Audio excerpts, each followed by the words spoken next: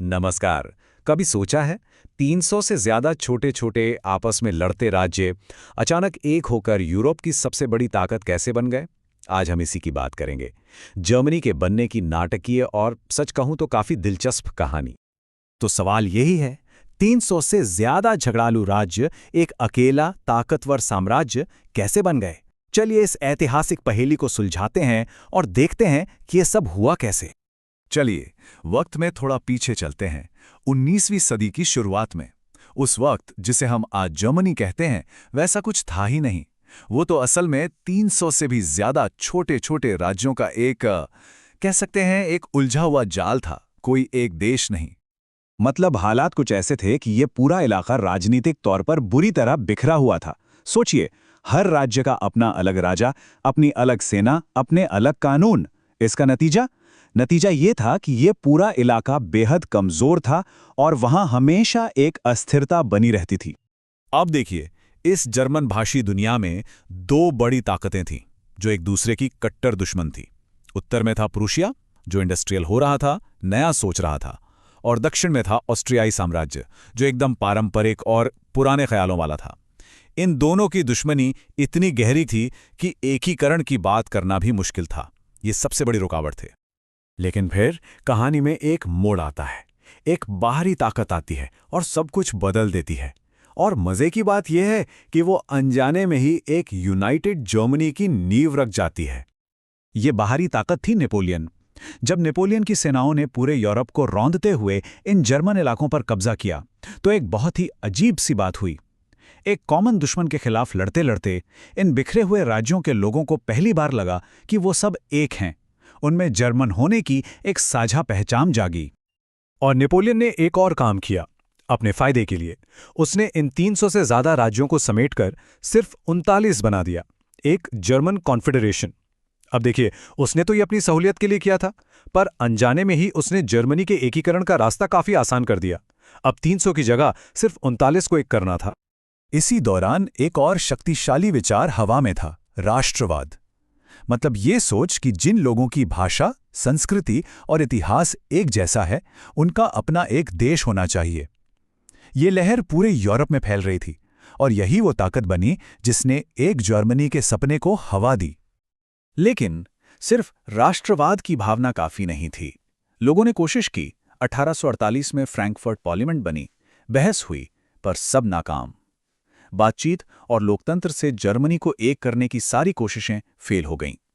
अब स्टेज तैयार था एक ऐसे इंसान के लिए जिसका तरीका बिल्कुल अलग था, बहुत सख्त। और फिर 1862 में प्रशिया के राजा विल्हेम प्रथम एक नए प्रधानमंत्री को लेकर आए। नाम था ओटो वॉन बिस्मार्क। ये वो इंसान था जिसने जर्मनी के एकीकरण की पूरी पटकथा लिखी। याद रखिए, वो कोई चुनावा नेता नहीं था, उसे नियुक्त किया गया था, और वो यूरोप का इतिहास हमेशा के लिए बदलने वाला था। बिस्मार्क का एक ही फलसफा था, रियल पॉलिटिक।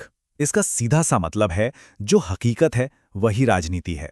मतलब आदर्शों और नैतिक बातों से देश नहीं चलते, देश चलते हैं ताकत और अपने हितों से। उनका साफ मानना था कि दुनिया में सिर्फ ताकत की ही जुबान समझी जाती है।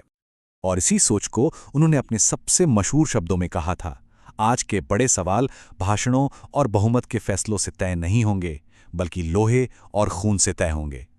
मैसेज एकदम साफ था, जर्मनी बहस से नहीं बनेगा, जर्मनी युद्ध के मैदान में गढ़ा जाएगा। तो सवाल यह है कि बिस्मार्क ने अपनी इस ब्लड एंड आयरन यानी रक्त और लौह की पॉलिसी को अमल में कैसे लाया? जवाब है 3 युद्धों की एक शानदार लेकिन बेहद क्रूर मास्टर प्लान के जरिए। ये प्लान 3 हिस्सों में था।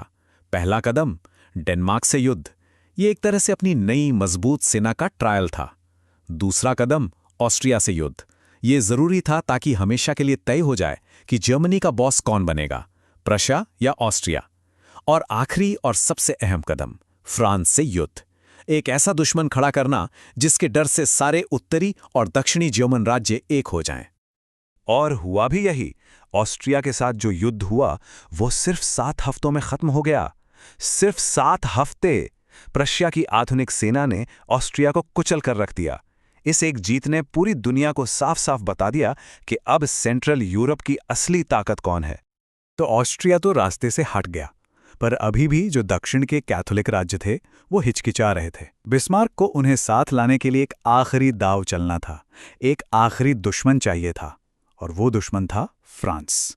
बिस्मार्क ने बड़ी चालाकी से फ्रांस के साथ एक डिप्लोमैटिक ड्रामा रचा और फ्रांस के सम्राट नेपोलियन तृतीय को इतना उकसाया कि उन्होंने ही युद्ध का ऐलान कर दिया। और बस यही तो बिस्मार्क चाहते थे। इस आखिरी और फैसलाकुन जीत के साथ बिस्मार्क का प्लान अपनी मंजिल पर पहुंच गया। फ्रांस पर मिली इस जबरदस्त जीत के बाद पूरे जर्मन इलाकों में देशभक्ति का ऐसा तूफान आया कि जो दक्षिणी राज्य अब तक आनाकानी कर रहे थे वो भी खुशी खुशी नए जर्मन साम्राज्य में शामिल हो गए। और वो तारीख आई 18 जनवरी 1871। प्रशिया के राजा विल्हेम प्रथम को एक यूनिफाइड जर्मनी का सम्राट यानी काइसर घोषित किया गया। यूरोप के नक्शे पर ठीक उसके बीचों बीच एक नई और बेहद ताकतवर शक्ति का जन्म हो चुका था।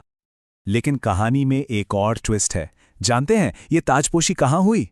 बर्लिन में नहीं, ये हुई थी फ्रांस के वर्साय महल के मशहूर शीश महल में, जो फ्रांसीसी शान और ताकत का सबसे बड़ा प्रतीक था। ये सिर्फ एक समारोह नहीं था, ये हारे हुए फ्रांस को जलील करने का एक जानबूझकर उठाया गया कदम था। जर्मनी के लिए यह जीत का पल था, लेकिन फ्रांस के लिए यह अपमान का। और यही जीत और यही अपमान यूरोप के लिए एक बहुत खतरनाक भविष्य की शुरुआत भी थी। फ्रांस की हार की कीमत बहुत भारी थी।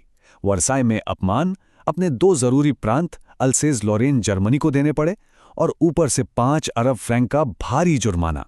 इस सब ने मिलकर फ्रांसीसियों के दिलों में बदले की एक ऐसी आग जला दी जो दशकों तक बुझी नहीं। देखिए, 1871 में जर्मनी एक हुआ और 1914 में पहला विश्व युद्ध शुरू हुआ। इन दोनों घटनाओं के बीच एक सीधा कनेक्शन है। ये कोई इत्तेफाक नहीं था। 1871 के अपमान ने ही 1914 की जमीन तैयार की थी। और ये पूरी कहानी हमें एक बहुत बड़े सवाल के साथ छोड़ जाती है। क्या रक्त और लौह यानी खून और ताकत की बुनियाद पर बना कोई देश कभी सच में शांति से रह सकता है? जर्मनी के बनने से यूरोप में पावर का बैलेंस तो जरूर बदल गया, लेकिन इसने एक ऐसे टकराव के बीज भी बो दिए जिसका नतीजा पूरी दुनिया ने कई पीढ़ियों तक भुगता।